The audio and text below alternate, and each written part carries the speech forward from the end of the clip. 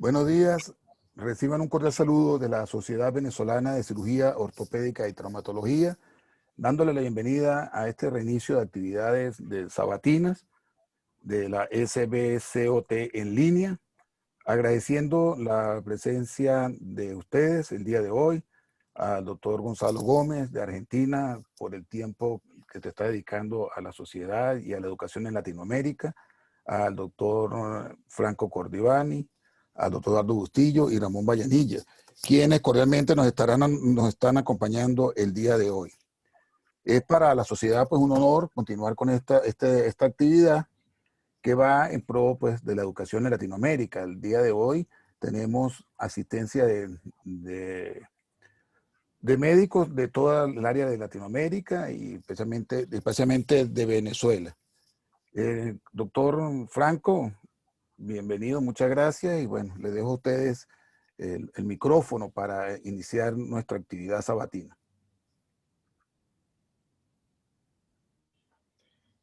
Gracias, Reni, por la presentación. Bueno, soy Franco Cordivani, que soy el coordinador del capítulo de rodilla de la Sociedad Venezolana de Traumatología.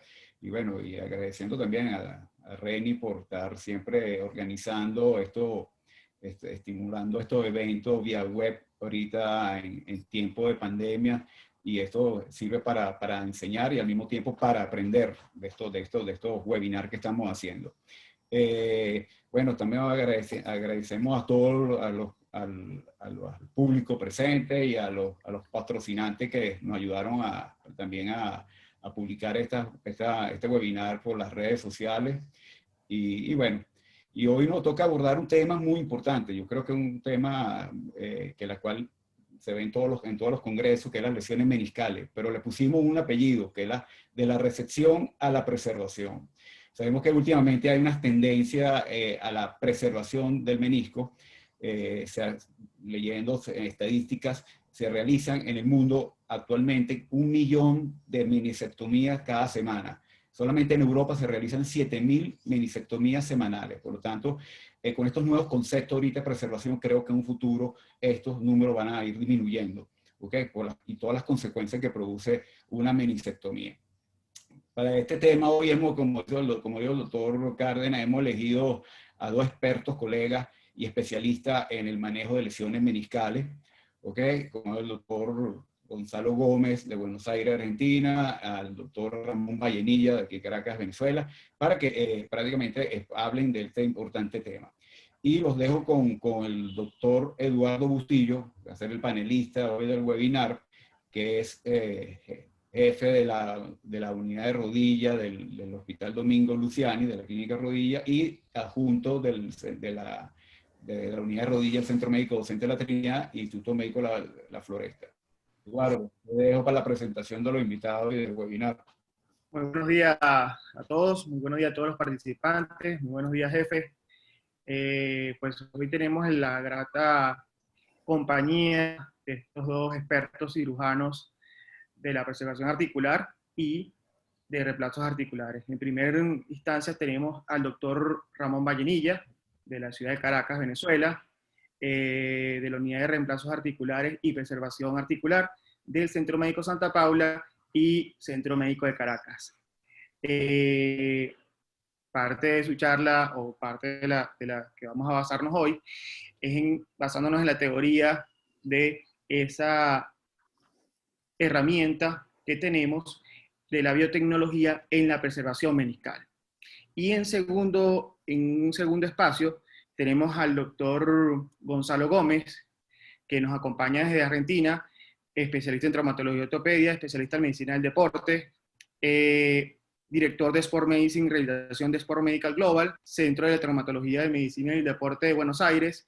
Tenemos también jefe del departamento del Racing de Avellaneda, y tenemos director del programa Fellowship de Artroscopia de Deporte de Artroscopia de SportMed, Universidad de UCSEX. Comenzamos una vez con el doctor Vallenilla y posteriormente vamos con el doctor Gonzalo Gómez. Pueden hacer todas sus inquietudes y sus preguntas a través del chat. Nosotros tomaremos cada una de estas preguntas y estaremos en el preguntas y respuestas en el ciclo. Y posteriormente, si alguno de ustedes desea acceder, pueden levantar su mano a través del chat y nosotros les daremos parte del voice. Bueno, continuamos aquí con el doctor Vallenilla. Le damos la bienvenida. Gracias, doctor Bustillo. Aquí estoy abriendo la presentación. Listo. Se ve la presentación, ¿verdad? Sí, doctor, está la presentación. Perfecto. Estamos en mute nosotros y... Bien. Bueno, ante todo agradecido con la Sociedad Venezolana de Cirugía Ortopédica y Traumatología, específicamente en la persona del doctor René Cárdenas por la invitación. También agradecido con ustedes, el doctor Cordivani y el doctor Bustillos, y honrado de compartir esta actividad con el doctor Gómez de Argentina. Bienvenido, doctor Gómez. A mí me tocó hablar el tema del uso de la biotecnología en lesiones meniscales. Un tema amplio, un tema complejo, un tema que cada día nos va ofreciendo nuevos cambios, ¿no? Comenzamos con la descripción de lo que es el menisco. Entonces, los meniscos son las estructuras que más frecuentemente se lesionan en la rodilla actualmente. Históricamente, los meniscos fueron vistos como unas estructuras vestigiales de la rodilla y tratadas como tal. Pero hoy en día, el menisco es considerado una estructura esencial en la rodilla. Sabemos con certeza que la resección parcial o total de los meniscos pueden llevar a una osteoartrosis de la rodilla. Por lo tanto, estas estructuras que fueron resecadas indiscriminadamente en el pasado, hoy nos presentan varias funciones importantes en la articulación de la rodilla, como lo es el soporte de la carga, la estabilidad articular, la congruencia articular, el aumento del área de contacto, la protección del cartílago articular, la absorción de los impactos, la lubricación a través de la distribución del líquido articular y la propiocepción. Como veremos en el desarrollo de la conferencia, veremos que los meniscos son una estructura compleja, no como se creía antes que era un vestigio. Se ha ido descubriendo que la ultraestructura del menisco es bastante compleja. Tiene un origen embriológico que se ubica entre la 8ª y 9ª semana de gestación, donde surgen de una condensación de la capa intermedia de las células mesenquimales para formar uniones a la cápsula articular.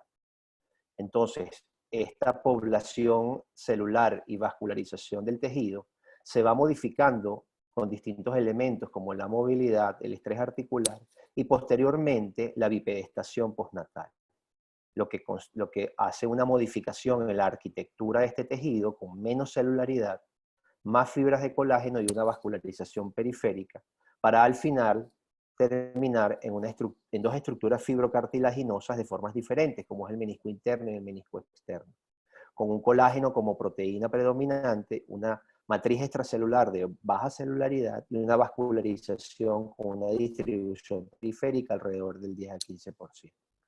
Es imperativo hacer un recordatorio de algunos elementos de la anatomía macroscópica del menisco. Los meniscos tienen similitudes, como por ejemplo, ambos meniscos tienen una parte periférica gruesa y convexa, una parte interior delgada y cóncava. Pero específicamente el menisco interno tiene forma de media luna, cubre entre el 50 y el 70% de la meseta tibial, es menos móvil que el menisco externo debido básicamente a su estrecha unión al ligamento colateral medial. Esta menor movilidad ayuda a resistir la traslación tibial anterior, por lo cual actúa como agonista secundario del ligamento cruzado anterior. Con respecto al menisco externo, es una estructura que tiene una forma de O incompleta, es más móvil que el interno, como lo dije anteriormente. Tiene una mayor cobertura de la meseta tibial, cubre el 70-90%, lo que lo hace responsable de la mayor parte de transferencia de cargas en el compartimento lateral. Con respecto a la vascularización, los meniscos están vascularizados por las arterias geniculares, específicamente por la arteria genicular lateral y la arteria genicular media, tanto inferior como superior. Estos entran en la cápsula a través de ramificaciones a la cápsula articular y a la membrana sinovial, formando un plexo capilar perimeniscal, del cual se emiten ramas radiales de la periferia hacia la parte interna, que penetran de 2 a 3 milímetros aproximadamente. Entonces, conformándose esta distribución que vemos en el dibujo, entre zonas que ya conocemos todos, que es la zona roja-roja, la zona intermedia roja-blanca y la zona blanca-blanca, donde no hay vascularización. Un elemento a recordar es que la cara posterolateral del menisco lateral es avascular a nivel del hiato del popliteo. Entrando más en la ultraestructura y composición del menisco, comenzamos a ver la complejidad de la estructura. Entonces tenemos que el menisco está conformado por una matriz extracelular en un 72% de agua y un 22% de colágeno. El 6% restante está conformado por proteoglicanos, proteínas no colágenas como la elastina y glicoproteínas. Las células meniscales son los fibrocondrocitos, pero entonces estas células tienen una forma y distribución muy particular, porque si vemos la imagen, vemos que hacia la capa superficial y hacia el borde externo observamos células fusiformes, tipo fibroblásticas, y hacia la capa profunda y el borde interno observamos células ovoideas o poligonales tipo condrocíticas. Esto nos permite decir que el menisco tiene una similitud al ligamento en la parte periférica y se parece más a un cartílago en la parte central o interna. Aparte, los proteoglicanos son unos elementos importantes a destacar, donde su principal función en la matriz extracelular es retener agua. Al retener agua, es importante para las propiedades viscoelásticas y la transferencia de nutrientes del menisco. Seguimos avanzando en la ultraestructura del menisco y nos paramos con el colágeno. El colágeno son los principales responsables de la resistencia a la tracción de los meniscos. El colágeno tipo 1 es el mayoritario en la estructura del menisco, un 90%, y el resto de los colágenos lo conforman el colágeno 2, el 3, el 5 y el 6. También es importante destacar otros elementos como la fibronectina, que trabaja en la reparación, migración y adhesión celular. Los proteoglicanos, como lo dije anteriormente, son responsables de la hidratación y de resistir altas cargas compresivas, como específicamente el agrecano, que es el principal proteoglicano que se encuentra en los meniscos y es responsable de esas fuerzas compresivas viscoelásticas. Es importante destacar la disposición de las fibras del colágeno en el comportamiento biomecánico, porque esta disposición cumple la función de transferir una carga de compresión vertical a tensiones circunferenciales en forma de arco. Y es importante también destacar la orientación de las fibras en las distintas capas. Las fibras de colágeno tipo 1 se disponen con orientación aleatoria, como lo ven en el dibujo, en las capas superficiales. Tiene una orientación radial en las capas medias y las circunferencias más en las capas profundas. Pero avanzamos más, entonces estamos ya a nivel de nanoescala. Estos son hallazgos recientes, donde vemos que la estructura meniscal se observan grandes haces de colágeno dispuestos en láminas de 70 a 100 micras de ancho, que dividen el corte radial en macropolígonos con forma de panal de abeja. Cada polígono, cada macropolígono se divide a su vez en microcompartimientos de 25 a 100 micras con la misma forma de panal de abeja. Y un elemento importantísimo es que dentro de cada compartimiento hay unos poros circulares de 10 a 40 micras donde fluye un fluido permanente. Esto es importante desde el punto de vista microscópico, es importante desde el punto de vista histológico y puede ser a futuro una herramienta interesante en la ingeniería de los tejidos. Entonces, ¿qué ocurre cuando se produce una lesión meniscal? Aumenta las citoquinas inflamatorias y aumenta el factor de necrosis tumoral. ¿Esto qué origina? Un aumento en la degradación tisular, una mayor actividad de las metaloproteinasas, una liberación de los glucosaminoglicanos sulfatados, hay mayor presencia de mediadores proinflamatorios como el óxido nítrico y las prostaglandinas G2, y hay una inhibición, esto es un punto importantísimo, hay una inhibición de la reparación meniscal. Entonces esto nos lleva a ¿qué? A que la lesión o la patología meniscal no solo interrumpe la función mecánica, sino también hay unos cambios biológicos que iremos observando. Con respecto a la reparación, cuando abordamos una reparación meniscal, el objetivo general siempre ha sido restaurar la integridad estructural del tejido. Pero en la actualidad se presta mayor atención a desentrañar ese papel de la biología del menisco y sus interacciones con la biomecánica del mismo, tanto en una articulación sana como en la articulación enferma. Entonces tenemos diferentes opciones de tratamiento. Tenemos la parte quirúrgica, la sutura meniscal, las menisectomías, la menisectomía total y posterior reemplazo meniscal, los factores de crecimiento o moléculas de señalización dentro de la parte biológica, la terapia génica, la entrega de células y la ingeniería tisular.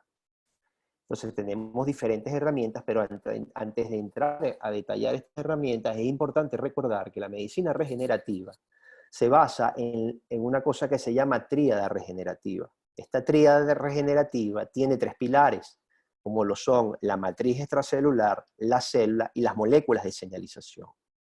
Entonces, ya entrando en las terapias biológicas específicas, comenzamos mencionando a las fuentes celulares para la reparación y regeneración meniscal, como son las células madres mesenquimales. Estas células son células madres adultas multipotentes con morfología fibroblastoide y son capaces de diferenciarse a diferentes linajes celulares, manteniendo una alta capacidad de renovación. Pero hay otras características importantes, como lo son el carecer de una expresión del sistema de histocompatibilidad, específicamente clase 2, lo que los hace invisibles para los linfocitos aloreactivos. Es decir, estas células tienen una inmunogenicidad reducida. Aparte, estas células tienen la capacidad de secretar factores inmunorreguladores que suprimen la activación de las células inmunitarias. Las fuentes de las células madres mesenquimales son múltiples, lo que los hace una terapia prometedora para su uso en el futuro, aunque ya en el presente se han usado en diferentes ámbitos. Actualmente la médula ósea y la membrana sinovial son los más explorados y tienen la característica, en términos generales, de las células mesenquimales que se renuevan a sí mismas y son altamente proliferativas. Aquí especifico sobre las células madres de la médula ósea. Son muy fáciles de recolectar, pero tienen una particularidad que tienen una baja concentración dentro de las células madres totales de la médula ósea. Tienen una muy buena capacidad de diferenciarse a lo largo del linaje, en el linaje condrogénico, osteogénico y adipogénico, pero tiene otra desventaja importantísima, que es la propensión a la diferenciación hipertrófica, que se ve primordialmente en el uso de células madres en la reparación de cartílago y menisco. En el intento de revertir esta diferenciación hipertrófica, se han realizado trabajos donde se cultivan células meniscales con células madres en una relación de 3:1 con la presencia del factor de crecimiento transformador tipo beta, disminuyendo en forma importante los marcadores hipertróficos del colágeno y las metaloproteínas. Tenemos las células madres de la membrana sinovial, que son también una fuente prometedora de células madres, son condrogénicas, tienen un perfil genético hacia las células meniscales y la obtención es sencilla y poco invasiva. Las células madres del tejido adiposo, que demuestran una diferenciación importante desde el punto de vista condrogénico, con la capacidad de producir proteoglicanos y colágeno tipo 2, algo importante en lo que es la matriz extracelular, y requieren de una técnica más compleja porque en muchas ocasiones requieren de otra intervención para obtener esa grasa que se va a procesar. Los estudios hablan de buenos resultados en animales. Las células madres derivadas del menisco es uno de los últimos avances en la reparación y regeneración meniscal, y desde el punto de vista práctico el uso de las células madres halogénicas son más usadas, ya que puede sonar contradictorio el tomar una muestra de menisco para reparar el menisco mismo. Estas células madres derivadas del menisco tienen también una menos posibilidad de rechazo. Y las células madres derivadas del cartílago, que pueden adherirse o integrarse en la zona blanca-blanca, lo cual es una característica importantísima, debido a que la zona blanca-blanca es más puesta arriba en la reparación meniscal, por la ausencia de la vascularización. Estas células conservan la capacidad de producir proteoglicanos, son muy proliferativas y también tienen capacidad de diferenciarse en diferentes linajes. Tienen una característica también interesante desde el punto de vista regenerativo, es que tienen la capacidad de movilizarse al sitio de la lesión, son muy eficientes en la formación de colonias y tienen un alto potencial condrogénico. Otra herramienta interesante, importantísima y que está cada vez creciendo más desde el punto de vista biológico en la reparación y regeneración meniscal es la terapia génica. La terapia génica es una forma de tratamiento que utiliza la transferencia de genes a la célula enferma con la intención de recuperar su normalidad. Es decir, hay una transformación genética de las células enfermas con fines terapéuticos. Esto va a desempeñar un papel fundamental en el control de los procesos de crecimiento y regeneración de los tejidos mesenquimales como el hueso, el cartílago, el músculo y el ligamento. Un punto importante a destacar es que la reparación de tejidos usando terapia génica requiere de conocimientos básicos en el desarrollo de tejidos, en la biología de la homeostasis del tejido normal, en los mecanismos reparativos y en los factores proanabólicos. Entonces, cuando hacemos un protocolo para el uso de terapia génica, se requiere de estos elementos: una identificación de un gen de interés para transferir, un método de transferencia, una célula diana, un entorno adecuado, un control de la expresión y una transferencia que sea segura y eficaz.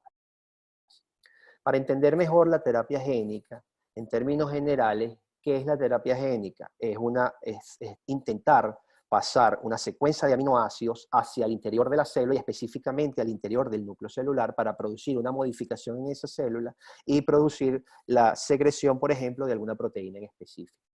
Entonces, ¿en qué consiste esto? Esta secuencia de aminoácidos se le llama transgen, que es esta secuencia de aminoácidos que vamos a llevar a la célula diana, que es la célula que vamos a modificar para la codificación de la nueva proteína.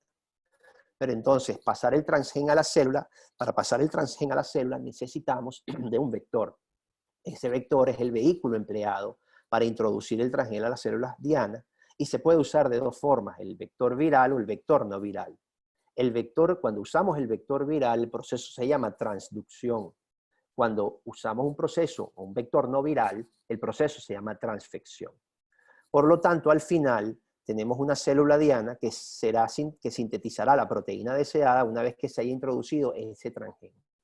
Estas terapias génicas van a ser somáticas o germinales dependiendo de la célula diana que estemos modificando. En términos un poquito más precisos, recordamos entonces que la transducción es el uso de vectores virales para introducir el transgen en la célula diana. Una característica importante de este proceso es que los virus que se usan como transporte se rediseñan para eliminar.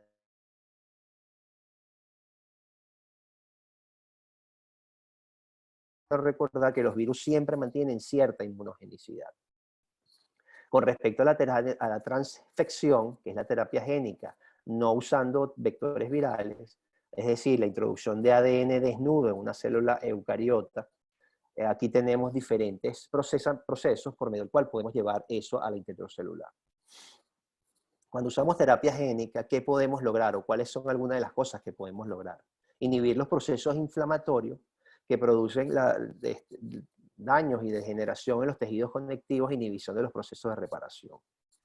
Entonces, se logran las inhibiciones de las citoquinas proinflamatorias, demostrando ser eficaz en el tratamiento de artritis inflamatorias, tanto en modelos animales como en enfermedades humanas. También podemos lograr administrar a través de la terapia génica moléculas de matriz extracelular que pueden alterar o cambiar la organización o composición de la matriz extracelular, algo importantísimo en los procesos regenerativos. También podemos aumentar la producción de enzimas importantes, como por ejemplo la síntesis de ácido hialurónico y lubricina, y podemos inclusive inhibir las proteasas que son las responsables de la degradación de la matriz extracelular. Se ha demostrado in vitro e in vivo el gran potencial para la reparación meniscal de la terapia génica. Entonces hay unos parámetros que siempre tenemos que considerar, que es la modalidad de la técnica que se va a usar, la combinación ideal de genes, el enfoque y el método a realizarse, y la optimización del sistema de entrega de genes. Si nosotros enfocamos la terapia génica a los meniscos, tenemos que no es lo mismo el uso de la terapia génica en la zona externa media o en la zona interna. Vemos, por ejemplo, que en la zona interna se usa el enfoque básicamente con varios elementos, como ingeniería de tejidos, células exógenas como células madre, un andamio, una terapia génica centrada en la proliferación y diferenciación, así como una mejora en el comportamiento metabólico, anticatabólico y antiapoptótico de las células residentes, recordando apoptosis como la muerte celular programada del tejido. Alternativamente, recordamos que el uso de la terapia génica puede mejorar la vida útil de un aloinjerto. Entonces, ¿cómo podemos aplicar la terapia génica en meniscos? Inyectando directamente un vector de transferencia genético.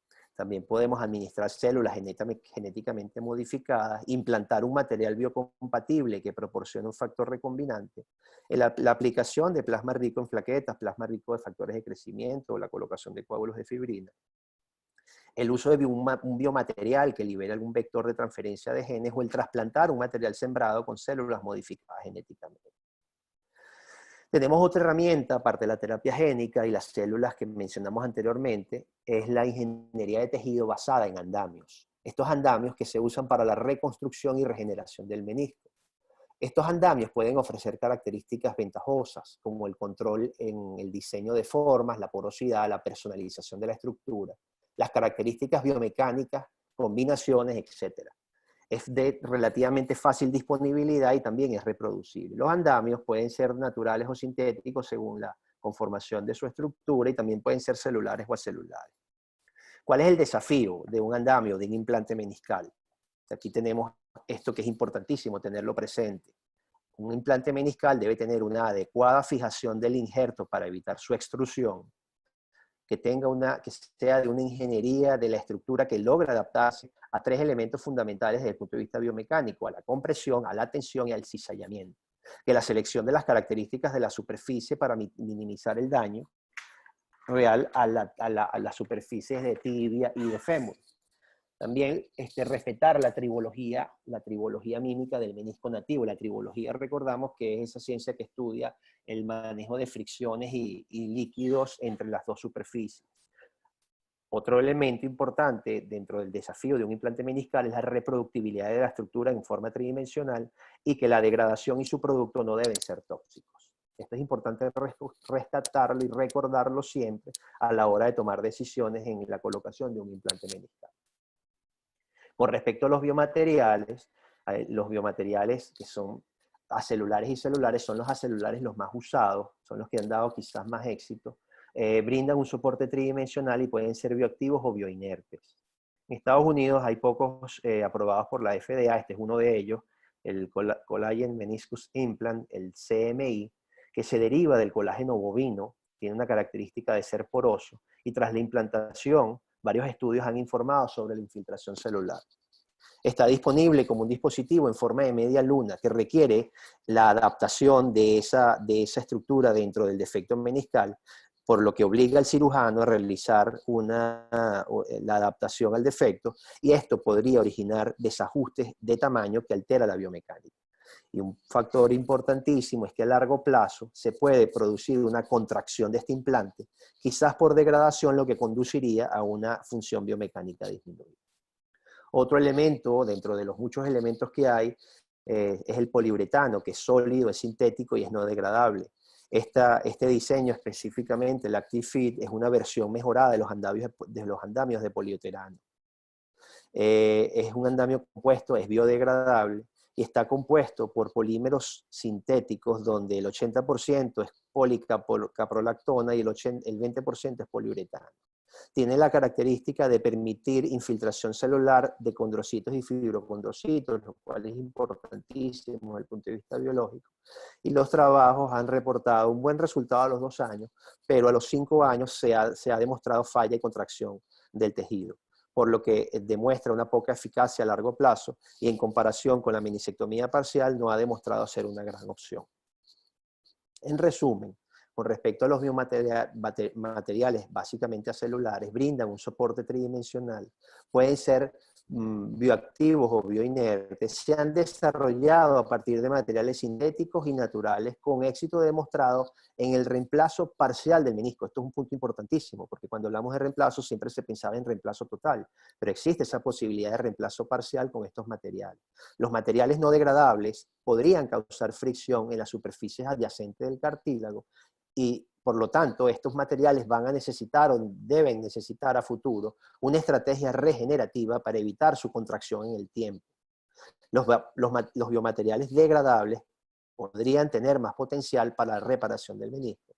Y por último, los biomateriales celulares son más prometedores o parecen ser más prometedores cuando son cargados de células o son quimiotácticos de las mismas, para asegurar la regeneración de la matriz extracelular. Ya concluyendo, aquí hago mención de los aloinjertos, lo cual es importante y muy usado actualmente, donde según la preservación y la esterilización podemos clasificarlo en 4. Los liofilizados, que son sometidos a secado por congelación, produciendo una deshidratación. Lo que sucede es que con este proceso aumenta el riesgo de contracción, muy poco usado actualmente, estos injertos liofilizados. El ultraconcentrado o frescos están se logran bajo un procesamiento a menos 80 grados centígrados, donde se eliminan las células del injerto, pero algo importante, conservan la arquitectura del colágeno y son menos costosos. Con respecto a los frescos, se mantienen en suero por 15 días, tienen un mayor riesgo de enfermedades de transmisión, pero conservan la viabilidad celular. Y por último, los criopreservados, que son logrados bajo un procesamiento de menos 80 grados centígrados con adición de glicerol o dimetilsulfoxida para evitar el proceso de congelamiento. Presentan la integridad estructural, pero la viabilidad celular es menos confiable. ¿Cuáles son las indicaciones de los aloinjertos? Una menisectomía total o parcial previa con dolor en compartimento afectado, una edad de 50 años o menos, cambios degenerativos del cartílago en pacientes jóvenes posterior a una menisectomía y una ausencia imagenológica de la osteoartrosis avanzada. Las contraindicaciones, es importante tenerlas en cuenta. Un proceso de osteoartrosis con aplanamiento del cóndilo femoral o con una concavidad acentuada de la meseta tibial y la presencia de osteofitos que alteren la colocación del injerto. O sea, esta primera contraindicación no es solamente con respecto a la osteoartrosis per se, sino a la complicación técnica que puede darse en la colocación de un injerto en este tipo de rodilla. También la disminución del espacio articular femorotibial en menos de 2 milímetros, que se puede observar en proyecciones rayos X en posterior anterior con carga de 45 grados. Esto desde el punto de vista técnico también en la colocación del injerto.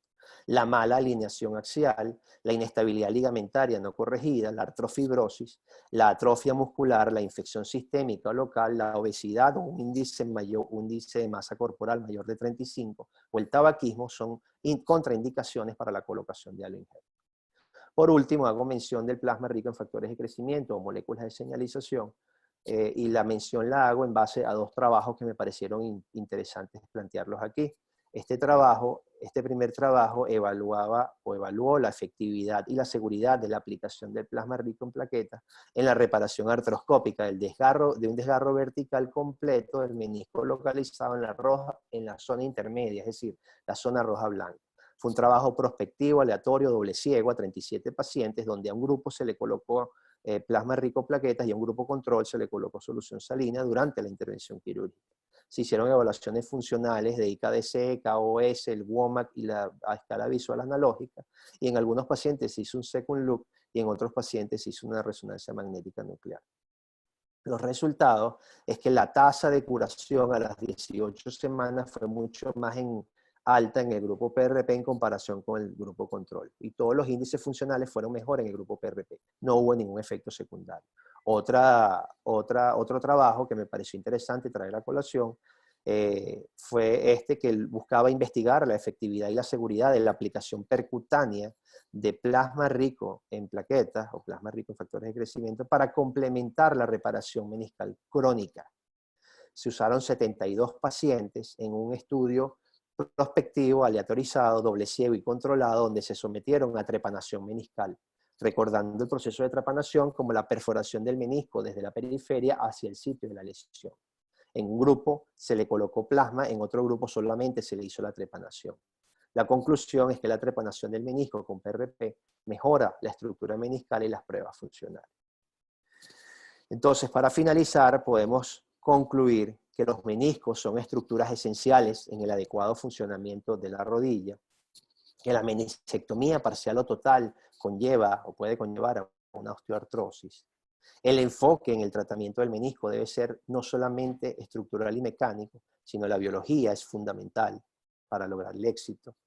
La ingeniería de tejidos enfocadas en andamios, reforzadas con terapia génica, y el uso de moléculas de señalización y células madres son una lista de herramientas de mucho valor en la preservación y en la regeneración meniscal. Y por último, los aloinjertos de menisco son una excelente opción bajo las indicaciones precisas con buenos resultados a corto y mediano plazo. Bueno, muchas gracias.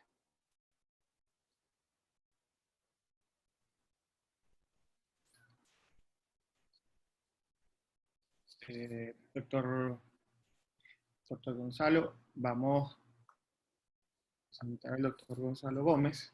Okay. Bueno. ¿Me escuchan? Sí, escucho. Sí, perfecto, perfecto. Perfecto. Previamente, felicitar al doctor Vallenilla por excelente presentación. Pues ahora vamos con el doctor Gonzalo Gómez, ya previamente presentado. Vamos con esta charla que se llama Lesiones meniscales de la resección a la preservación. Muy bien, muchas gracias. Felicitaciones al excelente presentación. Y bueno, muchas gracias por la invitación a todo el comité y al doctor Franco Cordivani. Muchas gracias por la invitación, que es compañero del curso avanzado que hacemos en Tampa con la doctora. Somos compañeros de trabajo ya, así que muchas gracias por la invitación. Vamos a hablar entonces hoy de un poco la preservación, cuál es el estado de menisco hoy en día, ¿no? Y vamos a ver que, por ejemplo, Manu Ginóbili con 41 años fue el jugador de la NBA más valioso en el último cuarto en 2 años consecutivos. Y por otro lado, lo tenemos a Gigi Buffon con 42 años ya, siendo titular de la Juventus, en donde anteriormente era imposible pensar que un jugador de más de 40 años podía estar a un nivel tan alto en los niveles más altos competitivos como la NBA. Pero esto tiene que ver con la expectativa de vida. Fíjense que la expectativa de vida aumentó mucho los últimos años, de la mano de la medicina, de la mano de la tecnología, y ya estamos hablando de expectativas de vida de más de 80, 90 años. Y Singularity University hoy en día nos dice que la expectativa de vida es mucho mayor y que todavía no se ha llegado a un límite y que la inteligencia artificial, Internet de las cosas, los biomateriales, la nanotecnología, como lo que habló el doctor Ramón Vallenilla, la robótica y la realidad virtual y la nube, hacen que realmente la expectativa de vida ya podamos hablar dentro de 10 años de 3 dígitos, o sea, más de 100 años de expectativa de vida. Y fíjense lo que dijo la Organización Mundial de la Salud, entre 2015 y 2050, el porcentaje de habitantes de y para el 2020 el número de personas de 60 años o más será superior al de menores de 5 años. ¿Esto qué quiere decir? Que anteriormente teníamos escuelas de jugadores de fútbol, chicos, pero en el futuro, o ahora, vamos a tener escuelas de fútbol donde va a haber mayores de 60. Y para que esos mayores de 60 puedan hacer esta actividad, la preservación de las articulaciones y que el paciente no tenga dolor. O sea, vamos a tener una expectativa de vida muy larga, de alrededor de 100 años. Entonces no podemos hacer meniscectomías, no podemos hacer cirugías que no sean de preservación articular, porque si no vamos a tener pacientes de 90, 100 años que no van a tener articulaciones saludables, van a tener dolor y van a tener mala calidad de vida. Esto me pasó en Racing, yo soy jefe del departamento médico de Racing, donde teníamos jugadores longevos. Por ejemplo, Diego Milito, nuestro manager en la actualidad, jugador del Inter, campeón de Champions League, jugó hasta los 30 y largo, más de 35. Y Sandro López, con 37 años, 2 años antes él se quería retirar porque ya decía que era viejo. Lo convencimos que hay que hacer deporte de alto nivel hasta los 40 años. No solamente que salió campeón el año pasado 2 veces, sino que fue goleador de uno de los 2 campeonatos.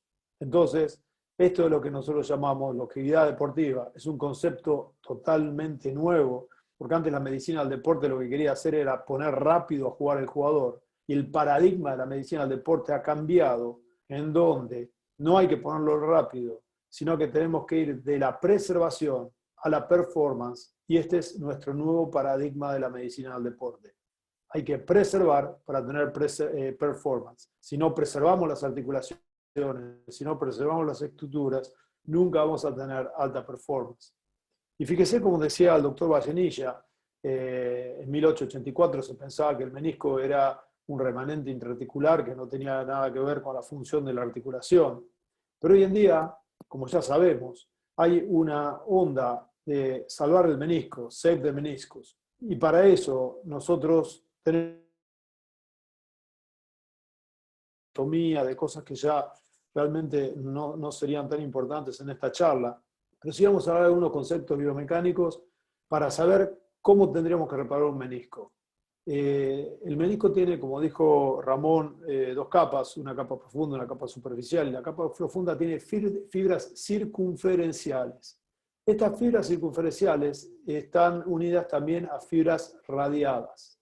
Pero las fibras circunferenciales son una de las que más importancia tienen porque el menisco está insertado en sus dos raíces, la anterior y la posterior.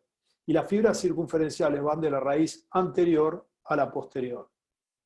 Fíjense que la distribución de las cargas, cuando hay carga en el menisco, esa carga se disipa hacia las raíces y hace lo que se llama tensión de aro o hoop stress, permitiendo que la carga se disipe mayormente en la superficie articular y no en un punto, entonces la carga es mucho menor. Y fíjense que cuando se apoya en la rodilla, la carga va del fémur a la tibia, y como es una cuña, la cuña tiende a escaparse afuera, a extruir. ¿Y qué es lo que hace que no extruya el menisco en el cuerpo? Precisamente las fibras circunferenciales que están insertadas a la raíz, y eso hace evitando que el menisco no se vaya para afuera. Entonces, estas fibras circunferenciales son las más importantes para distribuir la carga, ya que la carga se disipa a lo largo de todo el menisco, terminando en la raíz anterior y posterior. Entonces, fíjense que estas fibras de aro, fibras circunferenciales, son las más importantes. Y así como había dicho Christopher Harner, un desgarro completo de la raíz posterior del menisco medial resultaría en una menisectomía funcional, con una disrupción completa de las fibras circunferenciales. Entonces, la disrupción de las fibras circunferenciales van a dar resultado que el menisco extruya, que el menisco no sea funcionante, y esto quiere decir que el paciente tiene una menisectomía funcional. Por eso es tan importante este concepto de integridad de las fibras circunferenciales para tener en la cabeza cómo tenemos que reparar un menisco. Y cuando el menisco sale, extruye, se considera extrusión a una escape del menisco mayor de 3 milímetros, ya deja de funcionar. Y es una patología muy importante que no tiene una gran resolución cuando no tiene una lesión de raíz. En pacientes de alrededor de 60 años con sobrepeso, donde vemos que los meniscos en la resonancia están afuera y no hay forma de meterlo. Hay realmente algunas técnicas nuevas, pero no tienen una alta tasa de buenos resultados. Y esto es muy importante, el componente viscoelástico, como dijo el doctor Vallenilla. Tenemos dos fases, una fase elástica, o sea, el menisco es un componente viscoelástico, tenemos dos fases, una fase viscosa y una fase elástica. La fase elástica o sólida está dada por los proteoglicanos, o sea, por su matriz. En la fase viscosa o fluida está dada por la permeabilidad del líquido. O sea, una vez que la rodilla se cae,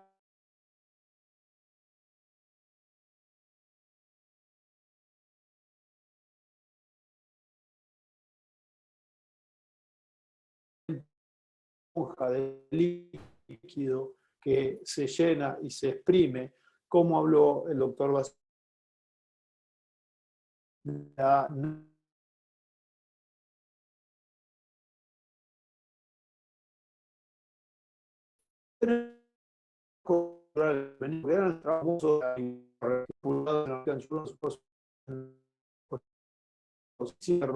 donde veían la microvasculatura del menisco. Después se vieron en rodillas, en 20 rodillas cadavéricas, donde se llenó el plexo capilar con una tinta especial, y vieron que se irrigaban del 10 al 25% del menisco, que el ojal de popliteo no tenía una vasculación buena y que los cuernos del menisco estaban irrigados por tejido sinovial. Posteriormente a esto hubo un review de Arnowski Warren publicado por Chala y Lapreit en Isacos de 2015, y basado en ese artículo de Arnowski hubo 981 citas de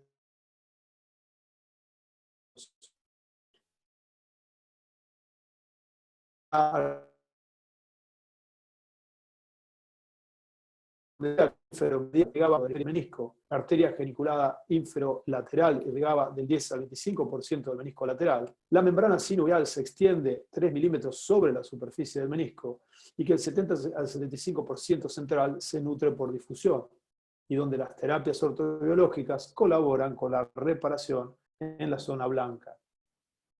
Vemos que las zonas del menisco así están divididas en 3 zonas, una zona periférica que va de 0 a 3 milímetros, que es la zona roja-roja, donde tiene una gran vascularización, una zona de 3 a 5 milímetros desde la periferia del menisco, que es una zona roja-blanca, que tiene un gran poder de vascularización, pero no tanto como la zona roja-roja, y una zona blanca-blanca, que es de 5 milímetros de la periferia, en donde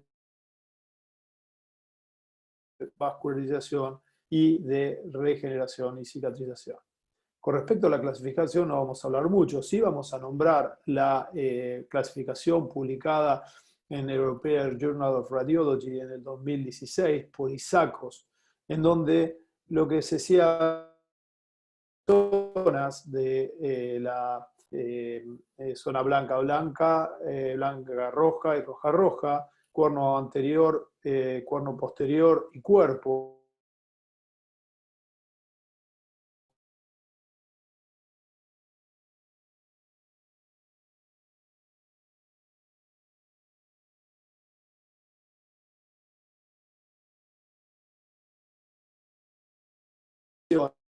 De esta forma para que sea reproducible la clasificación de los meniscos.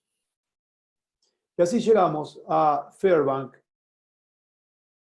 en de 1948, publicó cuáles eran los efectos de la meniscectomía total.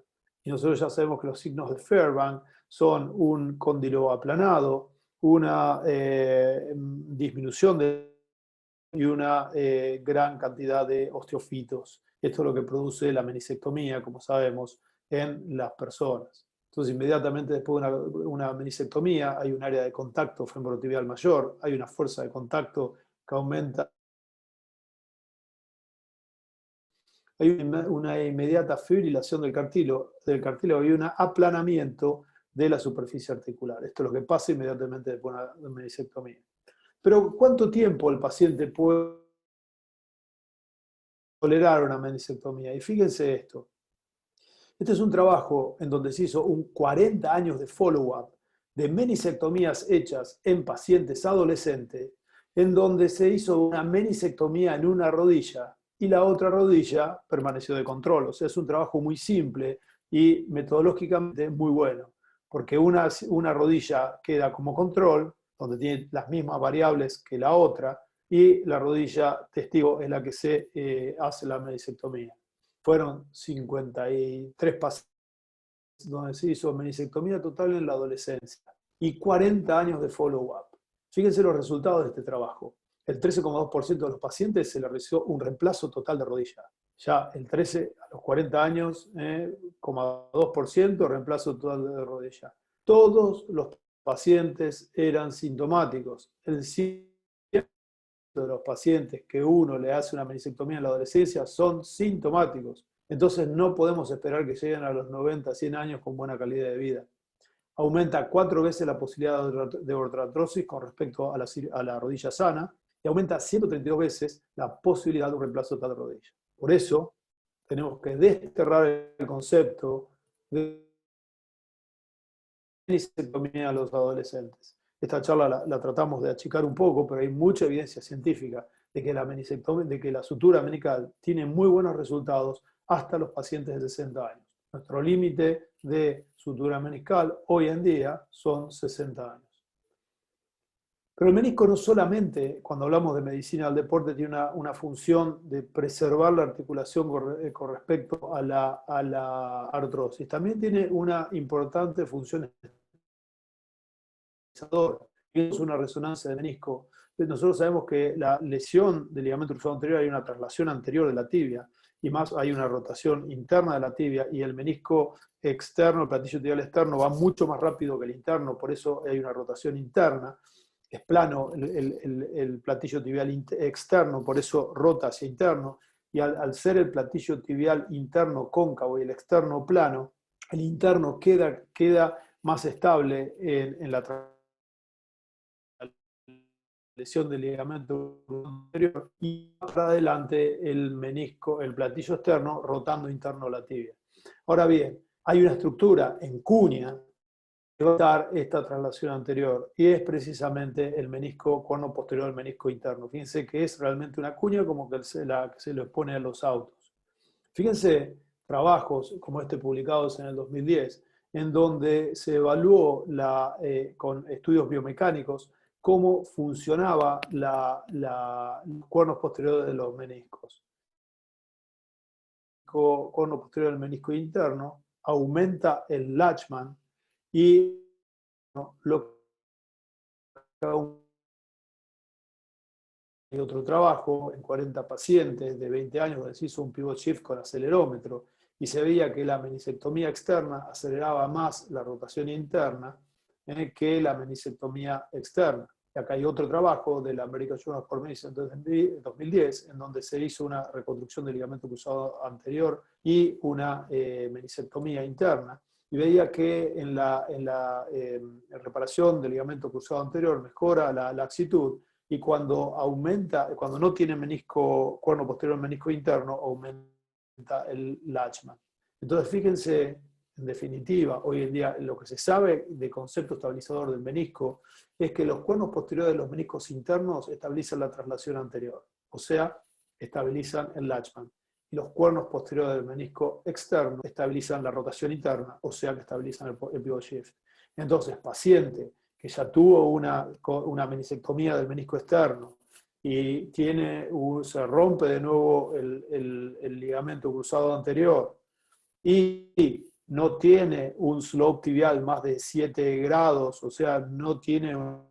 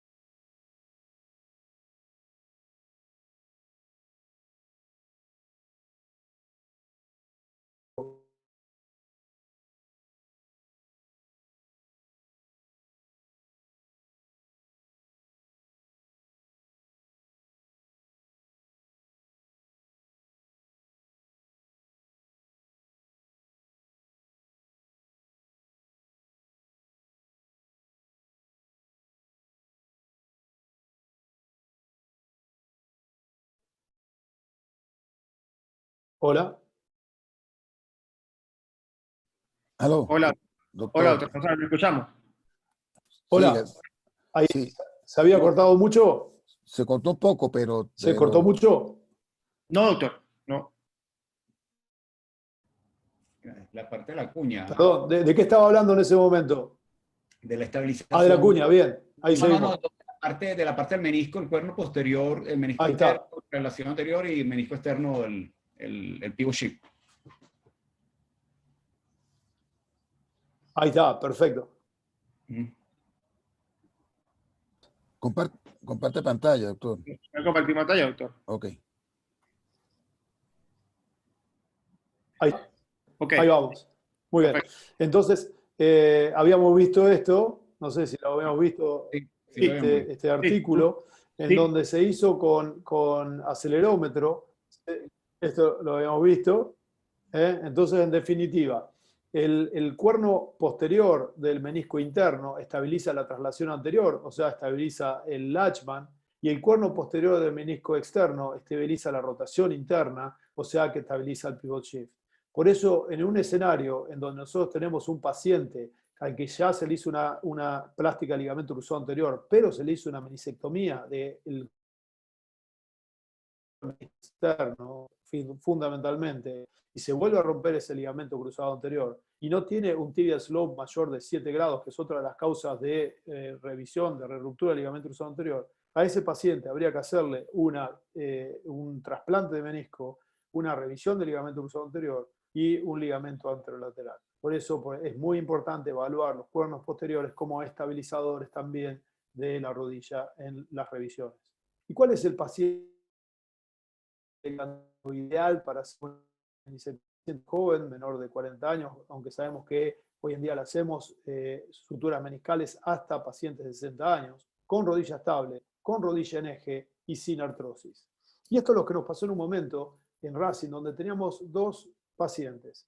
Un grupo de pacientes que era Vieto, que hizo 3 goles en el primer partido cuando debutó, y otro Camoranesi, que había sido campeón, como vemos acá, campeón del mundo en el Mundial en Italia, salió campeón, en donde después vino a jugar con nosotros Camoranesi, ya era un jugador veterano, pero también teníamos a Luciano Vieto con nosotros.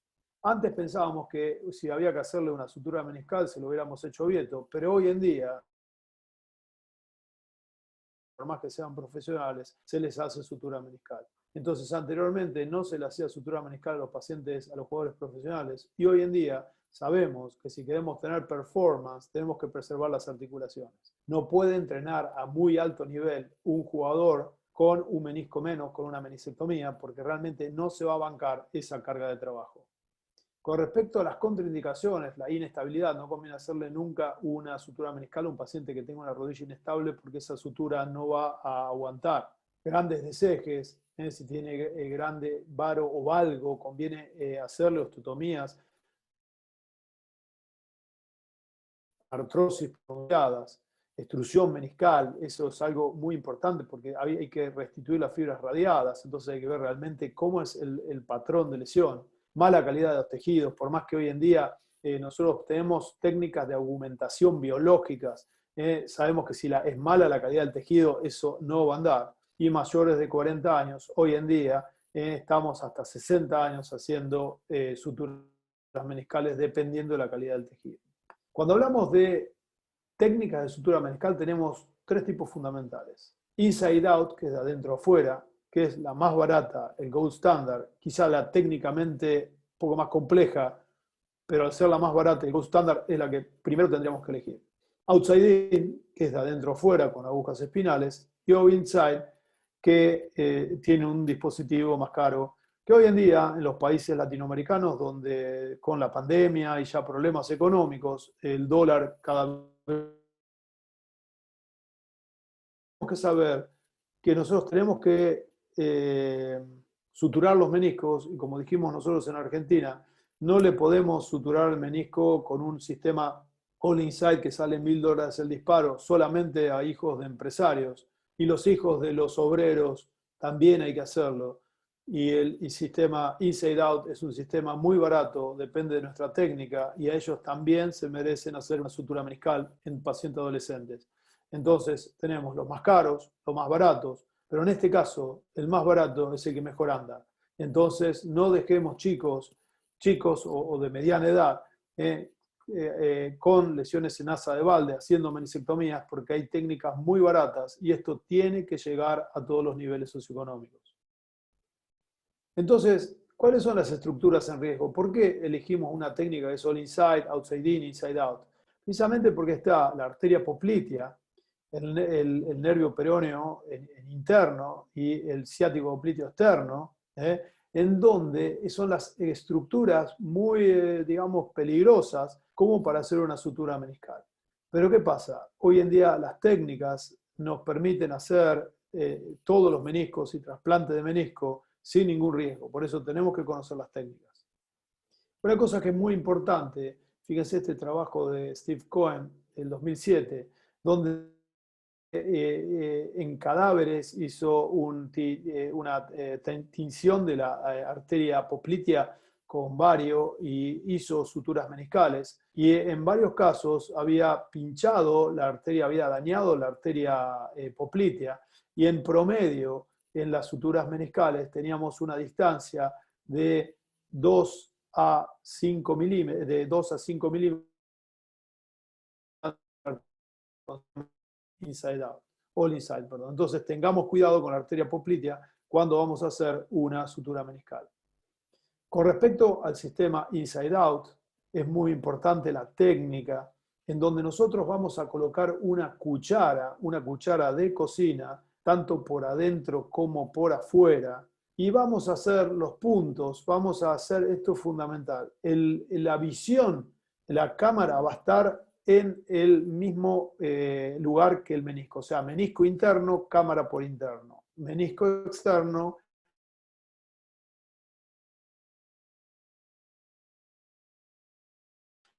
siempre van a ir o para afuera o para adentro y nunca van a ir para atrás.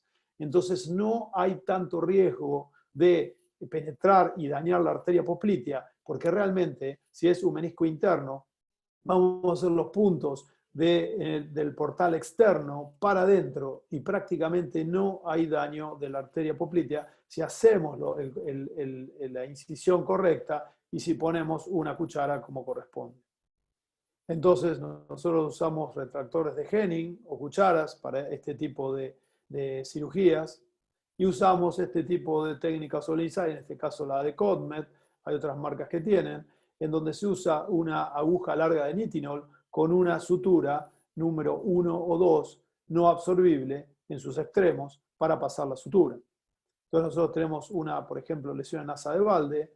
Este paciente era un paciente corredor de 25 años, jugando al básquet, tiene una lesión en asa de balde. Fíjense como la típica imagen de doble ligamento cruzado anterior, y en el corte coronal vemos la ausencia de menisco y en el intercóndilo el menisco luxado en el intercóndilo. Entonces así vemos en la imagen artroscópica, vemos el menisco luxado con la rodilla trabada. Fíjense cómo se ve el menisco luxado en el intercóndilo. Esto obviamente le impide hacer la extensión total de rodilla. Ahí se reduce el menisco. Se cruenta la superficie articular con shaver o con raspas. Y posteriormente vamos a proceder a hacer las suturas. Fíjense cómo ahí vamos a hacer una configuración de puntos verticales. Fíjense que vamos a hacer muchos puntos verticales. El punto vertical es mejor porque no altera las fibras circunferenciales y las fibras radiadas. Y conviene hacer un punto vertical cada 5 milímetros, no solamente de la cara femoral, sino de la cara tibial. Cuanto más puntos hagamos, va a ser mejor. Este paciente que era corredor y corría maratones, no hubiera podido seguir corriendo si no le hubiéramos hecho la sutura meniscal. No se puede ser corredor con una meniscectomía total. Fíjense cómo ahí vamos haciendo todos los puntos. Se siguen haciendo puntos a todo lo largo, cada 5 milímetros. Fíjense después eso se sinovializa y así miren cómo tenemos todo el menisco, después se van a hacer puntos de la cara tibial también. Miren cómo está agarrado el menisco en su zona roja. Y lo que es muy importante, esto es el marrow venting, ahí le estamos haciendo una notchplastia. En la parte externa, en la anterior al ligamento cruzado anterior, se hace lo que se llama marrow venting. Está comprobado que la sutura meniscal en pacientes que no se hizo un ligamento cruzado anterior tenían menores resultados más pobres que los pacientes que se les había hecho un ligamento cruzado anterior y sutura meniscal. Entonces, Chala y Laprade publicaron hace 3 años un trabajo en donde se hace lo que se llama marrow venting. Se hace una notchplastia o se le hace agujeros en el cóndilo interno. ¿Para qué? Para que salga célula madre, y esto mejora mucho los resultados de la meniscectomía, de la sutura meniscal. Fíjense cómo queda. En este caso es un paciente en donde se hizo también una plástica de ligamento cruzado anterior y ahí están pasadas las suturas, después se anudan. Este es otro paciente, jugador de fútbol, que hacía 2 años que no podía jugar a un nivel importante porque tenía una lesión de menisco externo. Fíjense cómo se ve acá la lesión de menisco externo radiada. Fíjense cómo se ve la lesión radiada. Ligamento cruzado anterior con una lesión parcial pero rodilla estable. Y esta es la lesión del menisco externo, ya con lesiones osteocondrales, que tranquilamente esto podríamos haber ido a suturarla, pero estamos en presencia de una lesión oblicua. Y fíjense que realmente esto puede ser suturado. Fíjense que parte del ojal de popliteo de atrás, ahí vamos a hacer suturas side to side, en donde se pueden hacer longitudinales o criss-cross, o sea, cruzándolas, y se empieza a hacer la sutura. Este paciente tenía un McMurray positivo. Seguimos con puntos side to side.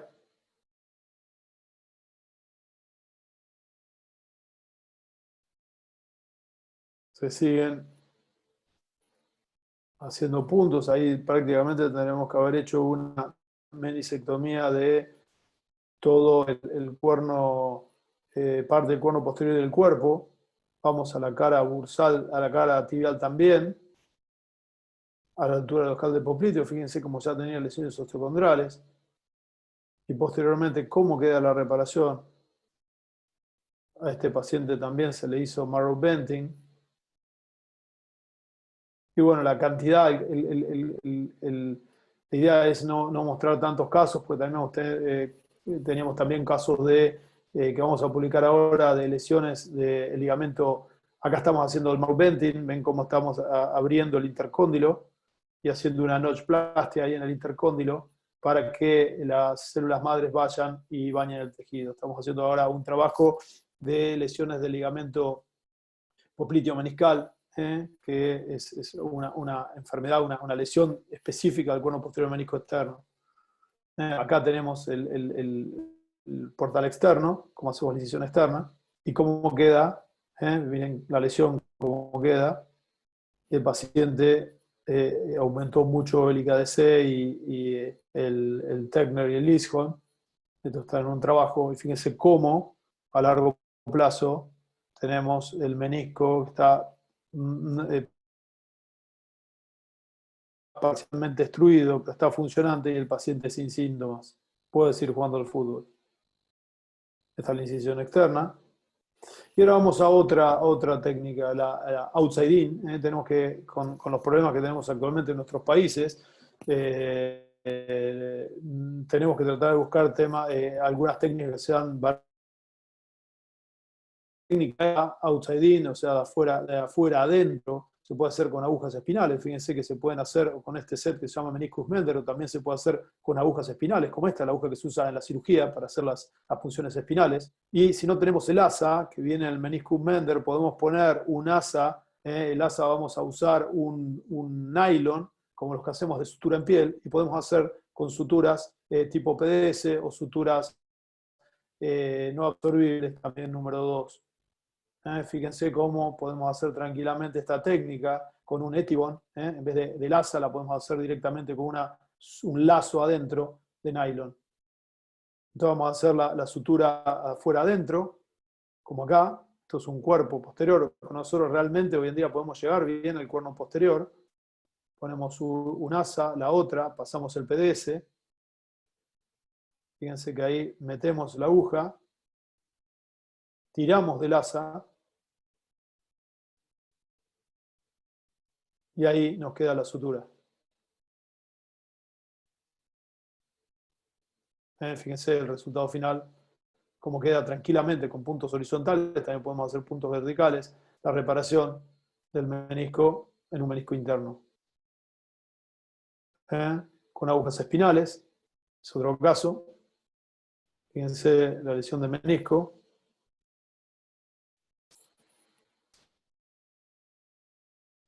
Acá la periferia la vamos a cruentar para que realmente esto, cuando reducimos el menisco, podamos hacer la reparación. Fíjense que también tenía una lesión radiada.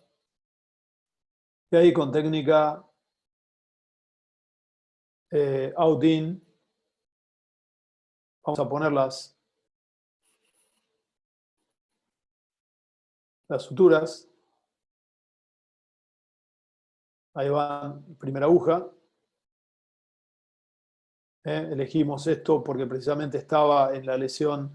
Ahí vemos en el video cómo vamos trabajando por afuera. Este es el trabajo de edición de nuestro servicio educativo, SportMed Academy, con los fellows.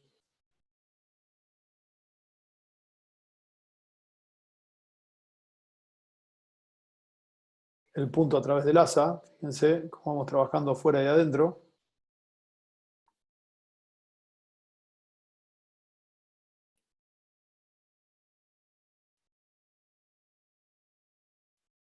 Y se van sacando las suturas, ahí se pasan. Se tira, fíjense cómo tienen las dos suturas adentro. Ahí se pasa el PDS, una vez que están cruzadas y una dentro del asa del otro. Ahí fíjense cómo pasa el PDS. A un PDS también le podemos agarrar una sutura, también hemos hecho en algunos casos con Bike-Reel, dependía del momento económico de nuestro país, ya que el PDS está bastante caro, es importado, y hemos hecho también suturas de menisco con Bike-Reel con buenos resultados. Y ahí vamos recuperando las suturas.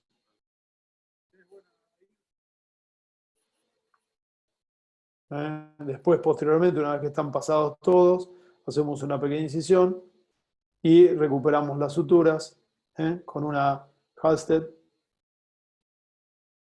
Ahí con el palpador las recuperamos de un lado y de otro. Hacemos el nudo. Fíjense que hoy en día todo chico, todo paciente se merece que le suturemos el menisco. Esto no está nada más para que las clases sociales altas, sino para que todos podamos hacer con menos dinero. ¿Qué pasa con el All Inside? El All Inside es importante también para los cuernos posteriores de ambos meniscos, donde es un sistema todo adentro. Es más caro, pero en algunos casos es muy bueno. En la evolución teníamos los meniscal arrow que eran todos de ácido poliláctico y poliglicólico, pero tenían el problema, excelente sistema, que se salían y podían dañar el cartílago. Por eso se dejaron de usar. Usamos nosotros el sistema Sequent de CONMED, en donde tenemos hasta 7 disparos y ponemos un material de PIC, se hacen 2 giros y posteriormente con eso podemos reparar todo el menisco y podemos ir a un menisco de interno y externo, o sea que podemos cortar y sacar el dispositivo y usarlo en el otro menisco. Fíjense cómo ahí estamos poniendo interna y externa, estos son parámetros, ahí se dispara, posteriormente se pone el otro disparo, fíjense ahí cómo viene el material de PIC en la punta, ahí se pone el otro, fíjense cómo vamos haciendo con la mano, la visión de afuera, se dispara nuevamente, y posteriormente se recoge con la ruedita roja, se tensa la sutura y se va haciendo así en forma de cordón de zapato, y se puede hacer hasta 7 disparos. Vamos dándole porque ya creo que estamos bien en tiempo. Ahí se saca, se corta, y en este caso, como no le habíamos hecho, este paciente era posterior, una lesión del ligamento cruzado anterior, un cuerno posterior menisco interno, le pusimos plasma rico en plaquetas, como se ve acá. Este es el resultado final, está jugando hoy en día con su sutura meniscal. Fíjense que los sistemas Inside Out tienen, All Inside, Sequent y Ultrafix tienen prácticamente la misma tensión. Fíjense, el Sequent tiene menor desplazamiento que el Fast Fix. Y una cosa muy importante, la lesión de raíz, acordémonos que la lesión de raíz es muy importante, sobre todo en las lesiones de cuernos posteriores, en las inestabilidades, y tener una lesión de raíz es igual a una menisectomía.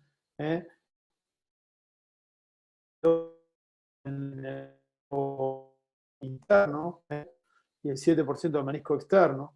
9 rodillas cadavéricas es muy importante como estabilizador anterior, las raíces, y la menisectomía aumenta mucho la superficie articular y la fuerza de reacción articular, Por eso es muy importante reparar las lesiones de raíces para que realmente no tenga un efecto meniscectomía. ¿Cuáles son las imágenes más importantes de una lesión de raíz? La extrusión, cuando tenemos una extrusión más de 5 milímetros, tenemos que empezar una lesión de raíz, como la imagen de la izquierda, el signo del fantasma, el ghost sign, como en la imagen de la derecha, donde no vemos la presencia del cuerno posterior. Y vemos como acá, fíjense qué claro se ve la lesión de raíz, que una lesión de raíz es una lesión a menos de 1 centímetro de la raíz propiamente dicha. Fíjense como en este caso tenemos ahí la lesión de raíz. Entonces lo que hacemos es pasarle puntos. Lo pasamos con una pinza tipo Spectrum. Le pasamos los puntos. Conviene hacer este tipo de puntos, varios puntos, para que realmente no rompa el menisco. Ahí pasamos y fíjense cómo hacemos un Mason Allen en este tipo de reparación. Lesiones en rampa también están muy acompañadas de lesiones de ligamento cruzado. Tenemos que muchas veces utilizar portales posterior interno y posterior externo, y a veces las reparamos también por portales posterior interno y posterior externo. Hay una amplia clasificación de lesiones en rampa. Hay que ir a buscarlas, si no, no las vemos. En donde se ve en el cuerno posterior del menisco interno esta imagen de línea, como muy parecida a la lesión de SLAP, que es típico de la lesión. Entonces fíjense cómo nosotros podemos ver la lesión a través del intercóndilo, y a través de, podemos pasar una cánula, una pinza tipo Concept, Spectrum, y lo podemos suturar con suturas bioabsorbibles o suturas no absorbibles, como en este caso. Lesiones en hoja de libro, es muy importante suturar la lesión de hoja de libro, que muchas veces tiene un concepto degenerativo, pero se puede hacer este tipo de reparaciones. Generalmente las usamos inside out, donde cerramos todo el menisco. Esto disminuye mucho la sintomatología y compacta mucho la lesión. Lesiones radiadas, muy importante, porque podemos usar, como habíamos visto antes, el sistema inside out, o podemos usar las pinzas tipo knee scorpion, que son pinzas de toma frontal, para hacerle puntos a las reparaciones. Podemos usar todo tipo de reparaciones como estas, in-out y out-in. Y fíjense cómo vamos cerrando las lesiones, lesiones verticales también, como estas, en donde podemos usar pinzas knee scorpion para el cierre total de la lesión, haciendo puntos como este. Bueno, para ir finalizando, porque ya creo que estamos bien con el tiempo, nuestra actividad en Sport Med Academy, el curso que hacemos con la doctora Miriam Capazo y el doctor Cordivani, que está todos los años con nosotros en Tampa. Este año no se pudo hacer, lo vamos a virar un curso online, pero no vamos a dejar de hacerlo, estamos muy contentos con ese curso. Nuestro fellowship online nuevo, que es para senior fellowship, o sea, para médicos ya, de 3 meses online, para hacer un update de todos los temas. Y el fellow anual nuestro de traumatología del deporte y artroscopía, que es el único fellow en la Argentina que tiene un título universitario, en este caso la Universidad UCES. Bueno, muchas gracias. No sé si hay preguntas, pero bueno, la idea era dar todo, es un tema muy amplio, dar todo el tema de reparación meniscal, a pesar de que sea amplio, es muy largo, pero bueno, tratamos de hacerlo lo más corto posible. Bueno, doctor, excelente. Primero, mis felicitaciones por la excelente charla y esa síntesis tan importante en este tema, que es lo que trata de hacerse en este momento, tratando de salvar el menisco con las múltiples técnicas. Pues, doctor, vamos a comenzar con el ciclo de preguntas y respuestas. ¿Okay? Hay una serie de preguntas del panel y preguntas de todo el equipo. Entonces, comenzamos con la dinámica con el doctor Vallenilla y con el doctor Gonzalo Gómez.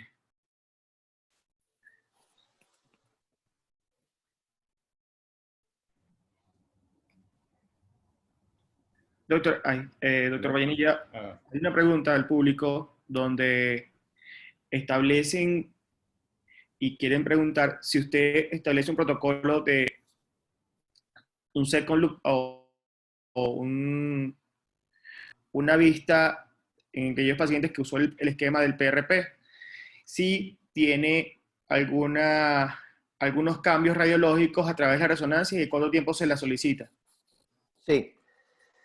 Bueno, el tema del second look es complicado, ¿no? Ofrecerle un second look a un paciente no es tan sencillo porque, bueno, eso tiene todas sus implicaciones y más en estos países, más en Venezuela y países latinoamericanos, eso siempre tiene un costo. Y está inclusive la parte ética, pues hay que buscar el consentimiento del paciente, etc. Realmente hemos visto, sí podremos haber visto second look, pero second look no planificados, sino accidentales, pacientes que en algún momento hicimos alguna reparación meniscal y por otra lesión o por otra razón tuvimos que repetir la artroscopia, entonces hicimos second look. Esto lo hemos visto más en lesiones condrales, donde hemos podido verificar en el second look las reparaciones condrales, es decir, del cartílago hialino, usando factores biológicos. Yo básicamente me baso primero en la clínica, primero en las manifestaciones clínicas, en la recuperación del paciente. Y dependiendo de la reparación que se haga, se puede usar la imagenología. La imagenología, yo no pido imagenología antes de 6 meses. O sea, si yo quiero verificar con imagenología algún resultado, espero los 6 meses para evidenciar esos cambios que posiblemente se produzcan. Ok. Doctor Gonzalo, ¿qué experiencia tiene usted en aquellos pacientes que tienen una lesión meniscal más una deformidad axial, ya sea varo o valgo? ¿Cuál es su protocolo de manejo en este tipo de pacientes? Bueno, eso depende fundamentalmente cuál fue la causa y la edad del paciente. O sea, nosotros vemos muchos deportistas que tienen una tendencia al varo, lo medimos por ahí con una MAT, una Mechanical Axis Deviation de más de 5 milímetros, por la técnica de Paley, pero si es una lesión traumática, a ese paciente joven no se le hace una osteotomía de tibia para corregirle el varo, para hacerle la sutura meniscal.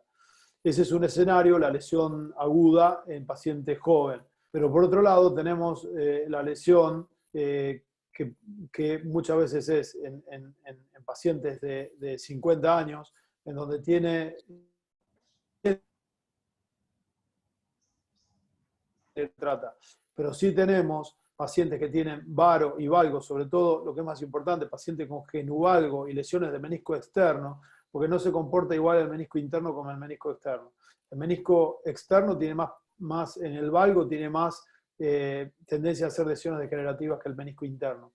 Entonces, ahí sí conviene hacer una osteotomía varizante de fémur y reparar el menisco, que realmente tiene más tendencia a hacer lesiones radiadas que el menisco interno. O sea, el menisco externo, cuando se suma lo traumático, lo degenerativo, hace más lesiones radiadas. El menisco interno hace más lesiones longitudinales. Eso es la estructura de cómo soporta la carga el menisco interno y el externo, que es totalmente distinto. Pero siempre en un paciente que ya está con más de 40 años, que no hace deporte tan importante y lo que le queremos preservar la calidad de vida, hay que pensar en osteotomías si queremos que el paciente tenga a largo plazo una buena calidad de vida. Okay. Una pregunta, bueno, agradecer, bueno, y felicitar por esta cátedra, todo el mundo felicitando aquí el grupo por la cátedra que han dictado tanto el doctor Vallenilla y el doctor Gonzalo con las lesiones meniscales. Una de las preguntas que comentan es, si en caso van a reconstruir un ligamento cruzado anterior, en el momento de la cirugía tienes una lesión de raíz y no tienes los instrumentos en ese momento, ¿qué se hace, Gonzalo? Esa es para ti la pregunta. Bueno, eso nos pasa mucho. Lo que hacemos ahora, no le hacemos la menisectomía. Dejamos la lesión de raíz. ¿Por qué? Porque en otro momento le hubiéramos hecho una menisectomía, pero hoy en día preferimos dejarlo. O sea, por muchos años Y antes de que estuviera tan en boga o de moda la reparación de raíz, hemos hecho dejado muchas raíces y hasta le hemos hecho meniscectomía. Lo que yo les recomiendo es muy fácil en algunas rodillas, y lo vemos en los cadaver labs que hacemos, reparar una lesión de raíz. ¿Por qué? Sobre todo si es del menisco externo. Porque si es del menisco externo, nosotros le podemos poner una cola de chancho al cuerno posterior del menisco externo, porque como no tenemos el ligamento cruzado anterior, o sea, nosotros hacemos una artroscopía y vemos una lesión del cuerno posterior del menisco externo. Cuando sacamos todos los restos del menisco externo, del ligamento cruzado anterior, y damos un poco de varo de rodilla, nos va a quedar espacio como para hacer con una cola de chancho, agarrar 1 o 2 puntos del cuerno posterior. Si no tenemos nada más, lo que podemos hacer es sacarle parte del cartílago, muy poquito, y de la raíz, dejarlo bien cruenteado, y esa sutura pasarla por el túnel del ligamento cruzado anterior. Es una alternativa para el que no tenga nada para hacer y quiere hacer la raíz. Porque está muy, muy cerca el túnel del ligamento cruzado anterior con el túnel propiamente anatómico de la raíz del ligamento del cuerno posterior del menisco externo. Si bien hay muchos trabajos que dicen que si uno no remeda precisamente la huella del cuerno posterior del menisco externo en la reparación, no va a tener todo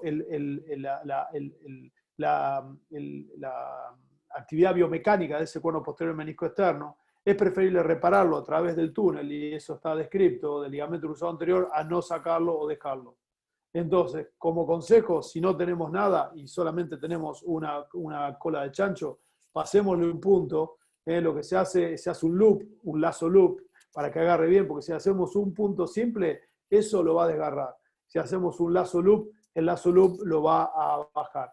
Y es preferible agarrarlo al túnel, que va a ser un poquito más anterior, y si no tenemos para hacer. Nosotros tenemos una caja de reparación meniscal que tenemos todo. Tenemos unos orientadores paralelos, es como un taco de metal en donde tenemos distintos orificios paralelos para poder hacer dos, ¿no? Siempre tenemos un material de hombro cuando operamos la rodilla, para pasar una pinza de toma frontal y una toma, y no lo usamos todas las semanas, pero cada vez lo estamos usando más. O sea, uno tendría que tener dentro de su caja de artroscopía algo de material de hombro para poder pasarle al cuerno posterior y hacerlo. Muchas veces no tenemos botones, entonces los ósteos, si nosotros, por ejemplo, podemos hacer una buena reparación de raíz, y hacemos 2 túneles paralelos, el ligamento cruzado anterior y el túnel de la raíz, después cuando ponemos una grapa, si es un semitendinoso, o cuando ponemos un tornillo, a la sutura de la raíz la atamos a la sutura del ligamento cruzado, a la que agarra el ligamento cruzado. O sea, nos ha pasado 1000 veces, no hemos tenido el material, pero lo que nos empecinamos en tratar de hacerlo. Y ahí está la creatividad de todo. No siempre vemos la lesión primero y la vamos a reparar y pedimos el material. Diría que esas son las menos veces. Por eso de encontrarse la lesión de raíz es la que la mayoría de las veces nos pasa. Por eso tenemos que estar preparados para tratar de solucionar esto. Doctor, en el manejo de las lesiones tipo ramp, siempre usted obliga a hacerse el portal posteromedial. Yo te voy a decir mi experiencia. La lesión de rampa está publicada, de todo. Yo no creo mucho en la lesión de rampa, yo vi muy pocas. Okay. Y no voy siempre a evaluar una lesión de rampa. Y otra cosa, muchas lesiones de rampa, que son lesiones incompletas, horizontales, bien de la periferia, yo creo que con el sangrado de los túneles y todo el ligamento cruzado anterior y la inmovilidad y la inmovilización que le damos, muchas veces eso también tendría a pegar. Por eso mi experiencia es que la lesión de rampa, para mí no la voy a buscar siempre, no es que me hago portales posteriores para ver toda lesión de rampa, no, y me habrán quedado muchas, pero si bien está descrito que la lesión de rampa, la reparación de rampa contribuye a la estabilización de la traslación anterior de la tibia, yo no la busco tanto. No es que en todos los pacientes me meto, busco.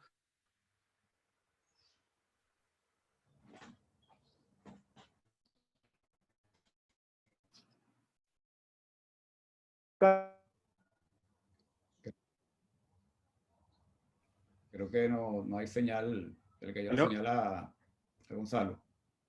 ¿Aló? Ok. ¿Aló? Una pregunta para Ramón. Aquí me están preguntando si después de la aplicación de plasma rico en plaqueta en paciente sobre el menisco, en caso así por vía ecográfica, o sea, que tenga una lesión degenerativa y que le haga de plasma rico en plaqueta, si hay cambios imagenológicos de resonancia posteriormente, si hay algún momento, si tú ves algún cambio por imágenes. Ok, te explico, Franco. Sabes que las infiltraciones, cuando hago infiltración de menisco con plasma, la hago dirigida con eco. Entonces, el ecografista con el que trabajo, vemos la imagen, hacemos el diagnóstico del tipo de lesión y hacemos la infiltración. Como esto generalmente se hacen infiltraciones posteriores, son protocolos de 2 o 3 infiltraciones con intervalos de un tiempo que puede ser 1 o 2 semanas. Nosotros sí hemos visto cambios ecográficos en la lesión que estamos infiltrando. De hecho, te voy a contar, con esta pandemia me ha ocurrido que me han llegado varios casos de lesiones meniscales y son lesiones donde uno puede pensar en la posibilidad quirúrgica, pero por la dificultad que nos ha originado todo este problema de la pandemia, entonces, bueno, le he tenido que ofrecer al paciente, mira, no te puedo operar en estos momentos por la situación de la clínica, porque el quirófano está cerrado por el tema de la pandemia, y le he ofrecido el plasma. Le he ofrecido el plasma, siéndole sincero, pues explicándole la situación de que es una alternativa que puede aliviar el dolor mientras en un futuro podemos realizar la intervención quirúrgica. Casualmente, básicamente son 3 pacientes que tenían una lesión en la zona vascular y dirigido por eco le hicimos infiltración de plasma. Oye, sorpresivamente, porque como les digo, parecían lesiones quirúrgicas, han evolucionado increíble. O sea, se ve el proceso de cicatrización a nivel de la zona de inserción meniscal y se ve una mejoría importante en la parte clínica. Definitivamente con esto es una experiencia nueva, o sea, es una alternativa que le di al paciente para mejorar la sintomatología, el dolor, antes de ponerle una inyección de esteroides, preferí ofrecerle el plasma, que le va a hacer menos daño, y observamos que, como te digo, la parte de imagen, específicamente en la ecográfica, se vieron cambios. Y la parte clínica fueron evidentes, o sea, pacientes que prácticamente me están diciendo que no necesitan operarse porque inclusive han regresado a su actividad deportiva habitual.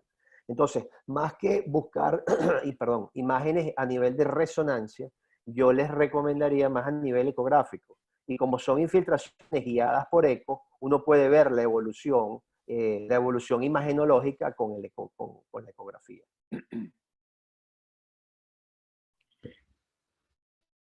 Gonzalo, otra pregunta es, ¿normalmente hay algún tiempo cuando hay una lesión en asa de Valde que tenga más de 3 meses? ¿Siempre las suturas siempre suturarla o qué hacen en esos casos?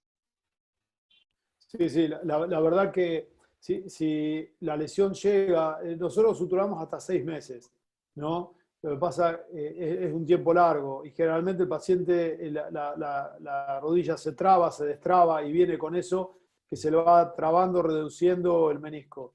Y hasta 6 meses suturamos porque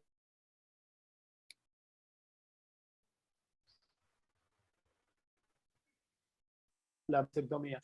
Lo que hacemos en esos casos, cuando el menisco se luxa, queda como rotado. Entonces lo que hacemos es lo reducimos y al principio es como no queda en la forma perfecta, o sea, no queda en la forma perfecta con la periferia.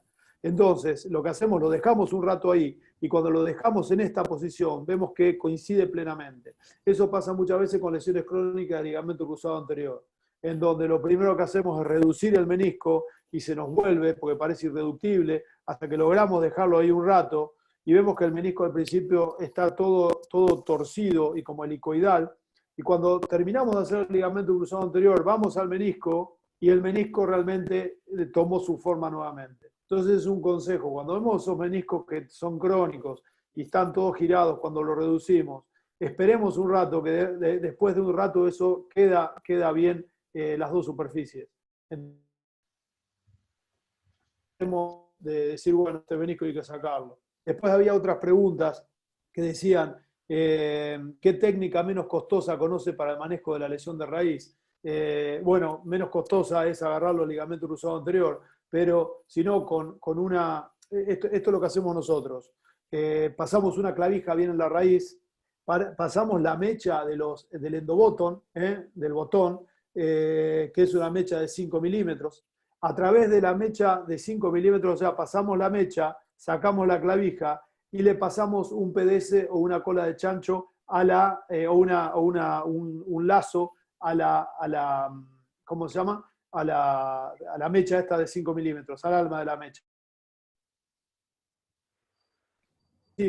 Lo vemos, y si es necesario le hacemos un punto, un nudo muy grande, si no tenemos un botón, pero se puede usar un botón de titanio también abajo, o si no un poste hemos hecho también con algún tornillo de los que se usan de osteosíntesis.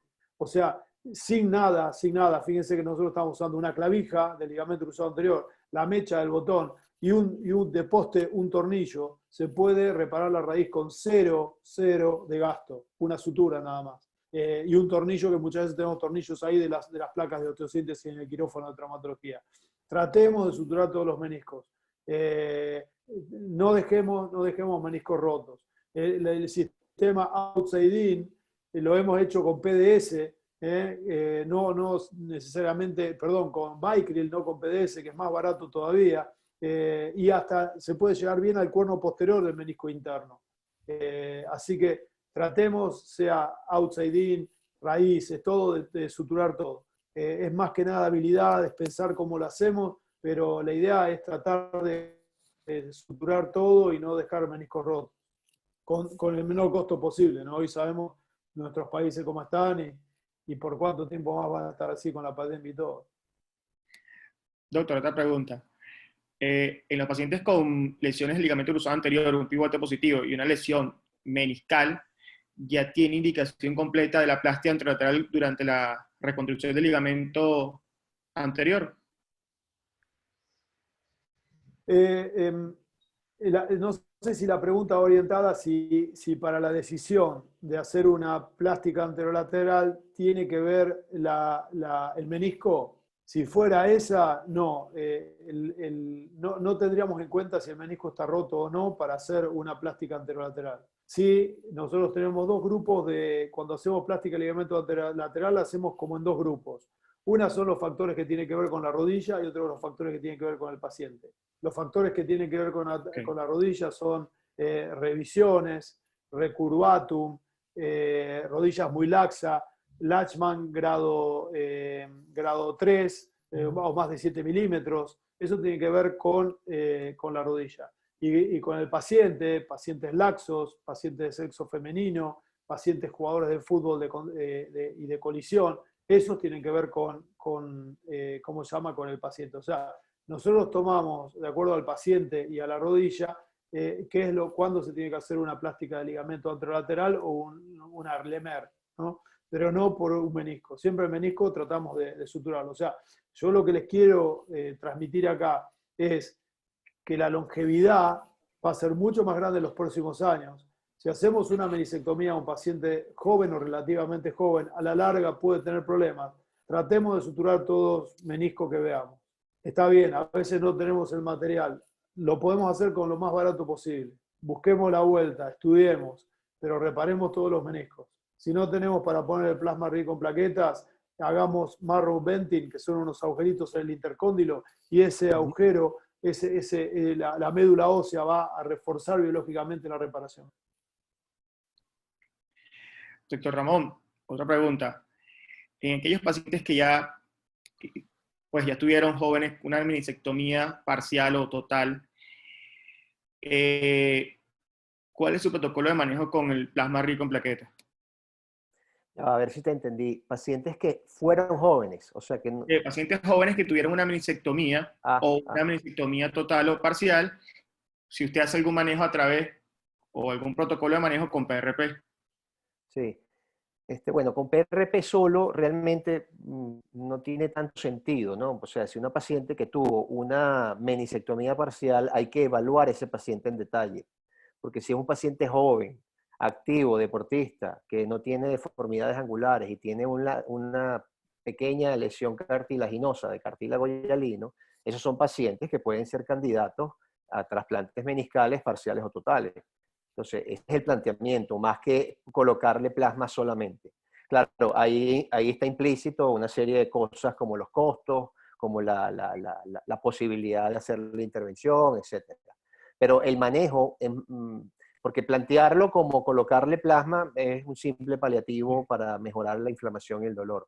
Pero si lo analizamos más a fondo desde el punto de vista biotecnológico, yo creo que un candidato así, un paciente joven, deportista, activo, hay que tratar de hacer lo posible por salvar esa rodilla, porque con un simple plasma no voy a salvar una rodilla que a futuro se va a convertir en una rodilla artrósica. Gonzalo, una pregunta para ti que han dicho aquí en el chat. Reparamos, existe la reparación meniscal, la rehabilitación de estos pacientes posterior a una reparación de sutura de menisco, y cuándo se reincorpora a la actividad física, si son de alta competencia o son amateur, ¿cómo es el protocolo que más o menos manejas?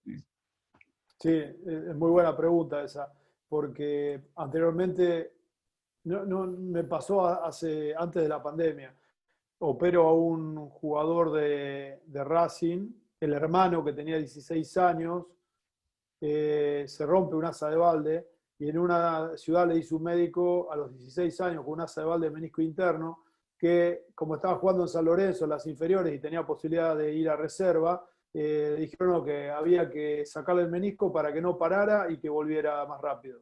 Ese chico no va a jugar en primera nunca. Es muy, muy difícil que llegue a jugar en primera con un menisco, una menisectomía de menisco interno.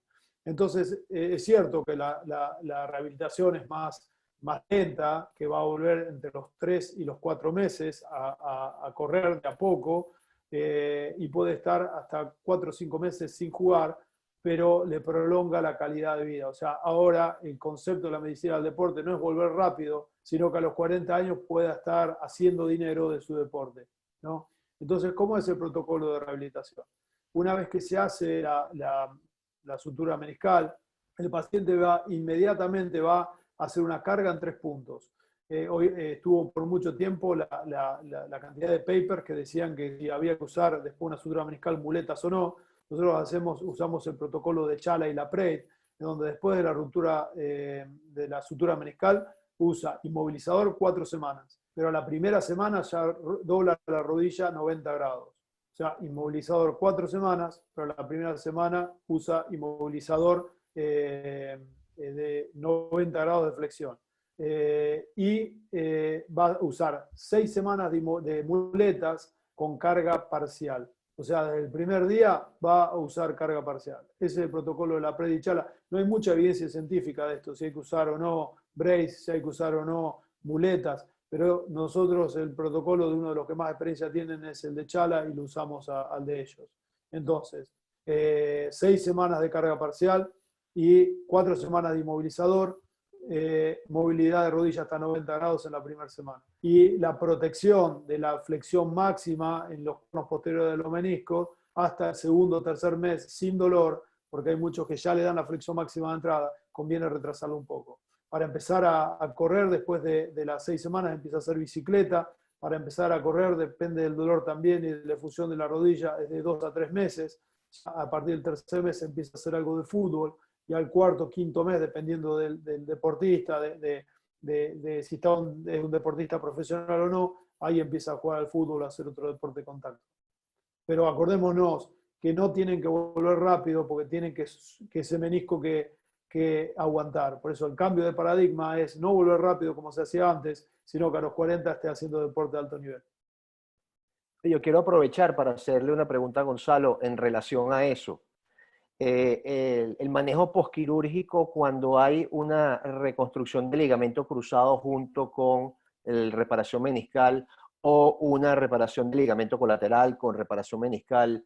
Más o menos en términos generales, ¿cómo sería la variación en el postoperatorio? Bueno, lo que es muy importante que a los 6 meses ya no se vuelve más a jugar al fútbol después de un ligamento cruzado anterior. O sea, nuestros jugadores están volviendo a los 9 meses promedio. Si es un jugador que lo vemos mucho con epífisis abierta, o sea, jugadores de 12 años que vemos mucho hoy en día en el club, esos jugadores vuelven al año. O sea, no se vuelve más a los 6 meses, está volviendo alrededor de del 9º mes. Y después, como el protocolo más largo es el de ligamento cruzado anterior, después si tiene un ligamento interno o externo, todo, prácticamente es el mismo protocolo. Le damos, por ejemplo, al ligamento cruzado anterior, le damos 4 semanas de inmovilización y muletas, pueden ser 2 o 4 semanas, dependiendo si sea un ligamento solo, pero sí le damos inmovilización 4 semanas, pero la primera semana ya empieza a doblar 90 grados. O sea, nosotros damos, ¿viste? Hay mucha disyuntiva si hay que usar brace o no brace, muletas, no muletas. En el postoperatorio del paciente profesional también. Quizás somos un poco conservadores y hay mucha evidencia que dice que no, pero lo preferimos hacer así. Nosotros ya jugamos a largo plazo. Y lo que nos pasa muchas veces con pacientes que dicen, no, pero corredores que están con una fractura por estrés y dicen, no, pero yo tengo que correr la maratón de Nueva York dentro de 4 meses. Vos no ganás plata, vos estás poniendo plata, vos no sos profesional. Entonces tenemos jugadores que por ahí las rodillas valen millones de dólares y eso, ni a eso lo hacemos volver antes de tiempo. Entonces vos estás pagando para correr, vos no tenés que correr. No, pero pagué la maratón. No se puede. O sea, nosotros hoy en día el concepto es parar al jugador para que esté a los 40 años, 90 años haciendo actividad física. No lo apuramos más. Ese creo que es el nuevo paradigma de la medicina del deporte. Igual que no infiltramos tanto, bueno, ahora no se puede infiltrar nada con la WADA, pero había muchos jugadores que eran jugadores de fin de semana que infiltrábamos todo. Por eso me gusta lo que haces vos, que usás mucho el plasma rico. Estamos virando a eso y no a usar tanto corticoide, a cuidar los tendones en vez de agredirlos con corticoides. Creo que cambió mucho hoy en día el concepto a partir de las terapias biológicas y del desastre que es la ruptura del ligamento cruzado anterior. En muchos casos puede ser hasta el 40% menores de 20 años. Entonces tratamos de que sean todos los...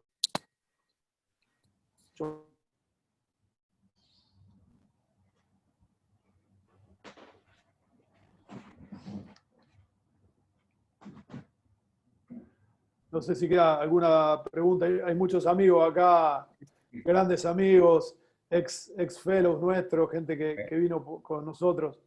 Así que los saludo a todos. Sí, hay muchas preguntas, pero ya el tiempo para cortar, vamos a hacer una sola pregunta y eso es para Ramón. Pacientes mayores de 70 años activos, pero con signos de osteoartrosis grado 1, grado 2, que tenga lesión meniscal, que uno en esos casos está en la duda, o lesiones de menisco externo en las mujeres, infiltración de plasma rico en plaquetas. ¿Has tenido alguna experiencia solamente con esos pacientes? Sí, cómo no. Bueno, te explico, porque quizás en la pregunta habría que ahondar más en el planteamiento. Te lo planteo así. O sea, un paciente de 70 años con una artrosis, si el paciente ha venido viviendo con un proceso de artrosis y el paciente se cae y se parte el menisco, ahí cambió el patrón que traía el paciente. O sea, él traía quizás un patrón de un dolor artrósico, pero al caerse y partirse un menisco, y un menisco que puede ser inestable, un menisco que puede ser un asa de balde, etcétera, eso hay que resolverlo quirúrgicamente más que manejarlo con plasma, ¿sabes? O sea, y aparte, quiero agregar esto, un paciente de 70 años hoy en día, como lo dijo Gonzalo en su conferencia, la expectativa de vida ha aumentado mucho. Entonces, hoy en día un paciente de 70 años es un paciente que puede ser un paciente joven, un paciente muy activo, que más bien hay que resolverle ese problema. Entonces, ahí habría que discutir suturar o no ese menisco o hacerle una meniscectomía parcial, dependiendo del grado de artrosis. Pero más que el uso como plasma, como única terapéutica, ¿ok? De hecho, voy un poquito más allá. Cuando yo trato a los pacientes con artrosis de rodilla, que yo sé que tú también lo haces, Franco, es la infiltración intraósea de plasma. O sea, si le voy a hacer una infiltración intraósea de plasma rico en factores de crecimiento, puedo aprovechar y hacerle una infiltración guiada por eco de ese menisco, dependiendo del tipo de ruptura meniscal, para buscar algún tipo de regeneración. Pero al personalizar el paciente y determinar qué tipo de lesión y qué tipo de clínica tiene el paciente, si hubo un cambio en su patrón, entonces ahí más que usar plasma, es ir un poquito más allá y ver la posibilidad quirúrgica de una reparación meniscal o inclusive una meniscectomía. Pero claro, siempre con la salvedad de que la misma filosofía, tratar de conservar la mayor cantidad de menisco posible o tratar de ser lo más conservador del menisco posible. Bueno, cerramos. Ahí muchos saludos para el doctor Gonzalo, igual que felicitaciones para el doctor Vallenilla desde muchos sitios. Podría contar miles de felicitaciones que tienen ambos por la excelente charla del día de hoy. Pues, doctor Franco, cerramos este ciclo. Bueno, hay muchísimas preguntas.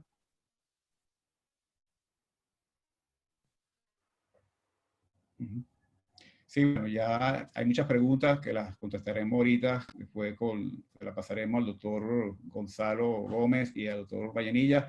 Agradeciéndote, Gonzalo, la conferencia que nos has dado, también Ramón, la parte de actualización en el tratamiento biológico. Bueno, se hizo cátedra, como están diciendo aquí, bueno, en tiempo de pandemia que no pueden viajar muchos, que están en posgrado, que no tienen experiencia de salir o ver, se editó algo, nos actualizamos con esta conferencia, esta mega conferencia. Y bueno, nos veremos el próximo año, si Dios quiere, en Tampa. Y Ramón, igualmente Ojalá, para ti, ojalá gracias nos por permita. todo. Y bueno, y suerte al Rising, creo que juega el 17. El 17 contra Nacional, así que estamos luchando contra el COVID. Luchamos Bien. contra los desgarros de recto anterior y contra el COVID ahora. Están todos los desgarrados los jugadores. Pero tienen que venir a Mérida, no viene a Mérida cuando juegue el Racing en Mérida. No, creo, pero va otro equipo argentino. Que no sé qué equipo iba ahora, si Boca creo que iba para allá. Porque Estudiante de Así Mérida que no. juega con ustedes, está en el mismo grupo. Puede ser, entonces sí, Bueno, vamos a ir. gracias, Eduardo. Sí. Sí, bueno, es ahorita. Mira, bueno, Gonzalo, saludos por allá y bueno, cuídense Gracias a mucho. todos. Igualmente Ramón, igualmente Eduardo, gracias por la colaboración, Reni, y me despido y bueno, será para el próximo webinar de rodillas.